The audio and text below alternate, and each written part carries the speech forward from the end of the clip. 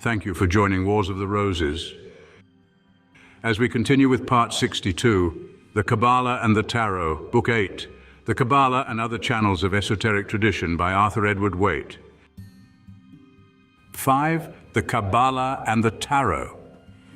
It is very well known to all occult students at the present day that the tarot is a method of divination, by means of 78 symbolical picture cards to which great antiquity and high importance are attributed by several authorities. Their literary history is also equally well known.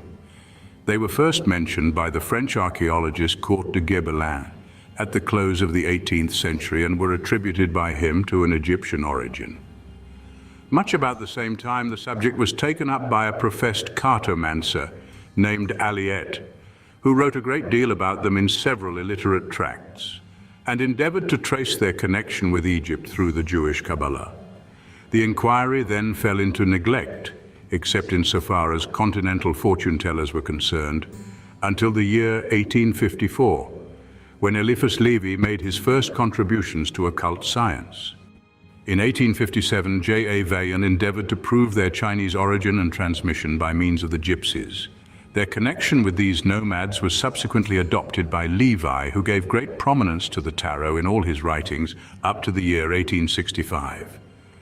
The subject was also taken in hand by P. Christian, who published a large history of magic in 1870. He developed still further the Egyptian theory, but no statement which he makes can be accepted with any confidence. In the year 1887, I was the first who introduced the claims of the tarot to English readers in a digest of the chief works of Eliphas Levi. An important contribution to the inquiry was made shortly after by the French occultist Papus, whose elaborate work entitled The Tarot of the Bohemians, though scarcely of critical value on the historical side, remains the most comprehensive and attractive summary of all the arguments. The point which concerns us here is, of course, the Kabbalistic connections. Eliphas Levi says that the tarot cards are the key to the esoteric tradition of the Jews and the primitive source of divine and human tradition. He institutes an analogy between the symbols of its 4 suits and the 4 letters of the divine name Tetragrammaton, and between the 10 Sephiroth and the 10 small cards belonging to each suit. He gives also the correspondences between the 22 trump cards and the letters of the Hebrew alphabet, for which he quotes the authority of diverse Kabbalistic Jews, which must not, however, be interpreted too strictly, as although the symbolism of the Hebrew alphabet has been much dwelt on by such authorities, there is no trace of any reference to the tarot by Kabbalistic writers of the past.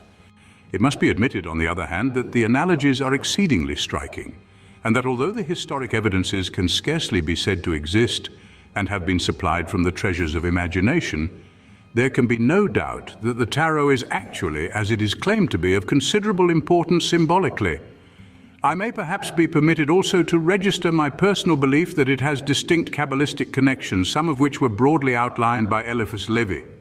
Unfortunately, the interpretations of its symbolism, which have been attempted by various writers, are nearly worth less in the first place, because they have all proved themselves incapable of conducting a dispassionate historical inquiry. They have allowed affirmation to take the place of evidence.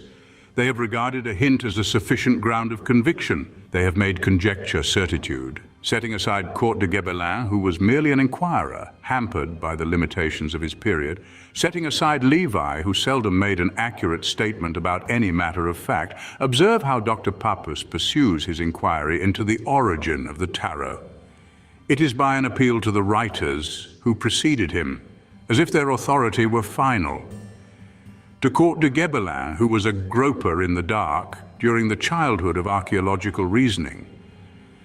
To Waite, with his fascinating theory of gypsy transmission, which is about as conclusive as Godfrey Higgins on the Celtic Druids.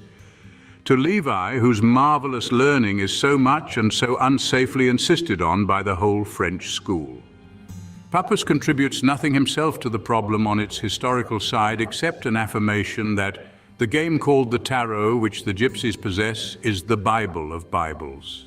Obviously, the historical question calls for treatment by some independent scholar who will begin by releasing its present fantastic connections.